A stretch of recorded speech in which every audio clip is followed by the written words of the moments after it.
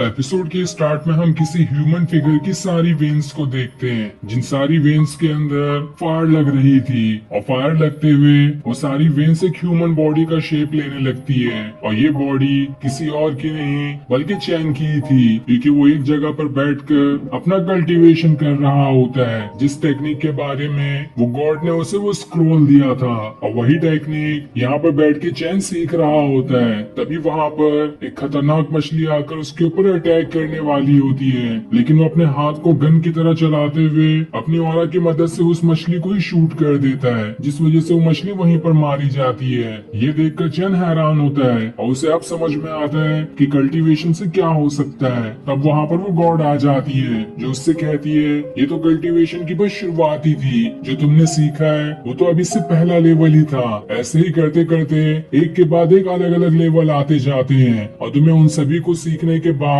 एक काफी ज्यादा पावरफुल कल्टीवेटर बनना है। ये देखकर चैन हैरान हो जाता है कि उसे इतने सारे लेवल सीखने पड़ेंगे। जिसके बाद वो वहाँ से दोबारा बाजार में आ जाता है। तब उसके पास सेक्ट का मास्टर आता है, जो उससे कहता है मैंने तुम्हें कब से कहा था कि रिपोर्ट लाने के लिए, लेकिन तुमने अभी तक वो रिपोर्ट नहीं लेकर आया और तुम इधर उधर टाइम पास कर रहे हो। इस पर चैन कहता है अरे मुझसे गलती हो गई, मैं किसी और काम में बिजी हो गया था, इसलिए मुझे तुम्हारी बातों का ध्यान ही नहीं रहा। ये सुनकर वो मास्टर कहता है तुमने हमारे ऑर्डर्स का पालन नहीं किया, इसकी सजा तुम्हें मिलेगी। मैं तुम्हें एक दिन का और टाइम देता हूँ, अगर उसके अंदर तुमने वो रिपोर्ट ले आई तो मैं तुम्हें माफ कर दूंगा, लेकिन अगर तुमने वो रिपोर्ट एक दिन के अंदर नहीं लाया तो मैं तुम्हारे दोनों हाथ पैर तोड़ दूंगा। तो बताओ तुम्हारा क्या फैसला है, तुम वो रिपोर्ट लाना चाहते हो या हाथ पैर तोड़वाना चाहते हो? जिस पर चैन कहता है ऐसे गुस्से में बात करोगे तो मैं वो रिपोर्ट लाने नहीं जाऊंगा। तब मास्टर का एक साथी उसे अपनी स्वॉर्ड फेंक कर देता है ताकि वो खुद से ही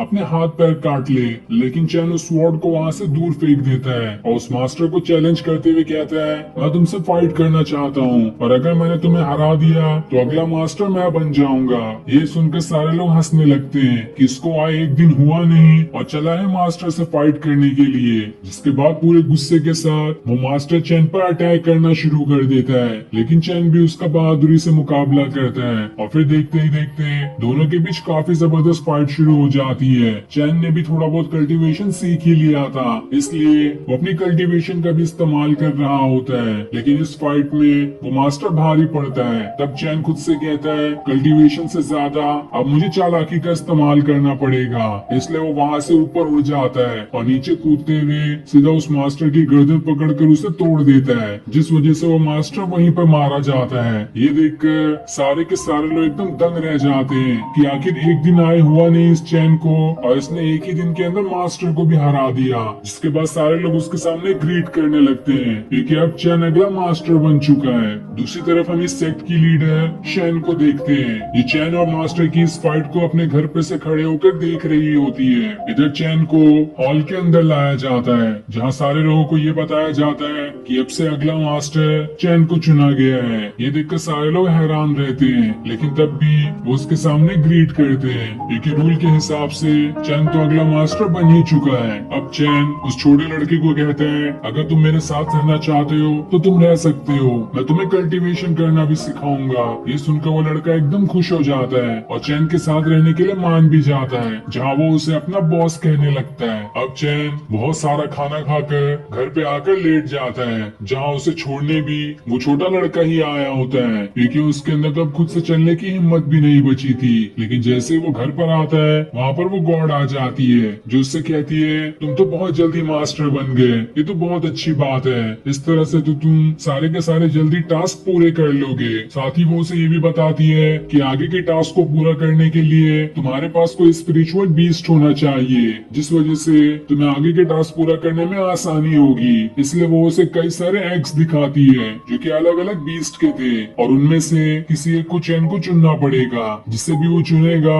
उस एग वाला बीस्ट उसका हो जाएगा। तब उनमें से चैन को एक सादा एग दिखाई देता है। वो जैसे ही उसे छूकर गॉड से कहता है आखिर ये क्या है, यहाँ पे तो असली अंडा कैसे आ गया, इसके अंदर से तो कोई मुर्गी बाहर निकलेगी, लेकिन उसके छूने की वजह से वही वाला अंडा उसे मिल जाता है और उसके बाद वो गॉड वहाँ से गायब हो जाती है। ये देखकर चैन खुद से कहता है अरे मैंने तो बस पूछने के लिए संडे पे हाथ लगाया था, बाकी अंडे तो कितने अच्छे थे, लेकिन अब मुझे ये कौन सी मुसीबत वाला अंडा मिल गया, ये तो किसी काम का नहीं है। दूसरी तरफ हम एक लड़की को देखते हैं जो उड़ते हुए अपने सेक्ट में आती है और उसके सेक्ट का नाम क्लाउड सेक्ट है। तब उस सेक्ट की लीडर उससे कहती है तुम्हें एक सीक्रेट मिशन पर जाना होगा ताकि एग्जामिनेशन सेक्ट की जासूसी कर सको, और ये एग्जामिनेशन सेक्ट वही है जिसका चैन अभी मास्टर बना है, और वो सेक्ट क्लाउड सेक्ट का बहुत बड़ा दुश्मन है। इसलिए उसके लीडर ने उस लड़की को वहाँ भेजा है ताकि वो एग्जामिनेशन सेक्ट की जासूसी कर सके। लेकिन जैसे वो वहाँ से जा रही होती है उसके सेक्ट का एक लड़का आ जाता है जो उसे परेशान करने की कोशिश करता है। जहाँ वो उससे कहता है अरे तुम अकेले कैसे इस मिशन को पूरा कर पाओगी,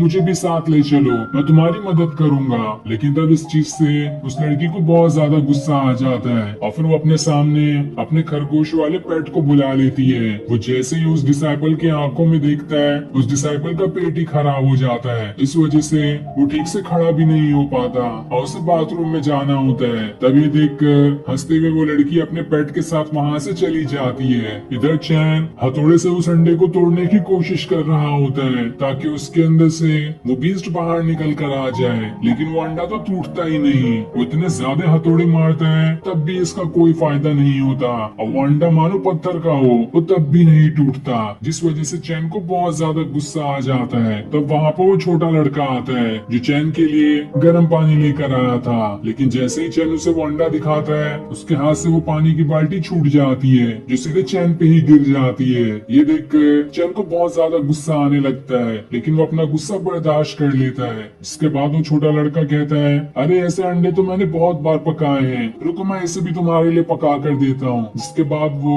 एक चाकू को बहुत जोर से उस अंडे पे मारता है, लेकिन वो अंडा तो नहीं टूटता बल्कि वो चाकू वहाँ से उड़ते हुए सीधा चैन के कंधे पर ही घुस जाता है, जिस वजह से चैन को बहुत ज्यादा गहरी चोट लग जाती है। तब चैन उससे कहता है अरे तुम तो मुझे यहाँ और मुसीबत देने आ गए, चले जाओ कमरे के बाहर। और फिर वो उसे कमरे के बाहर करके दरवाजा बंद कर देता है। जिसके बाद वो दोबारा अंडे के पास आकर उस चाकू को निकालता है और जैसे ही चाकू पर लगा खून थोड़ा सा उस अंडे पे गिरता है वो अंडा चमकना शुरू हो जाता है। ये देखकर चैन भी हैरान था कि आखिर ये क्या है। तो वहीं बाहर से वो छोटा लड़का चैन से कहता है कुछ दिनों बाद स्पिरिचुअल स्टोन की डील होने वाली है, तो क्या तुम्हें वो स्टोन नहीं चाहिए? वो स्टोन एक कल्टीवेटर के लिए बहुत ज्यादा इम्पोर्टेंट रखता है, उसकी मदद से तुम कल्टीवेशन पिल्स और कल्टीवेशन से जुड़ी बाकी सारी चीजें खरीद सकते हो। अगर तुम्हें चाहिए तो तुम जाकर उसे चुरा लेना। लेकिन चैन कहता है मुझे ये सब झमेले में नहीं पड़ना है। पर तभी उसका अंडा बहुत ज्यादा चमकना शुरू हो जाता है और उसके अंदर से